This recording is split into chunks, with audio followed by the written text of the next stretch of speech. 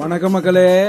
வயிற்ற கட்டி வாயை கட்டி கடனை உடனே வாங்கி ஏதோ வயிற்று பொழப்புக்காக நெல்ல விளைய வச்சா அதுலயும் இந்த என்ஆர் பிஜேபி காரங்க கொள்ளையடிக்கிறாங்கயா.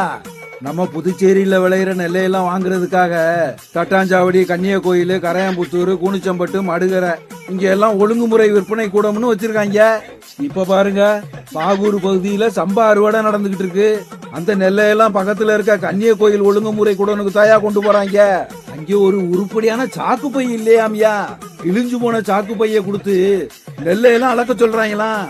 நம்ம விவசாயிகளும் வேற வழி இல்லாம ஓட்டையில வைக்கல வச்சு அடைச்சு நெல்லையெல்லாம் கொட்டி எடை போடுறாங்களாமியா.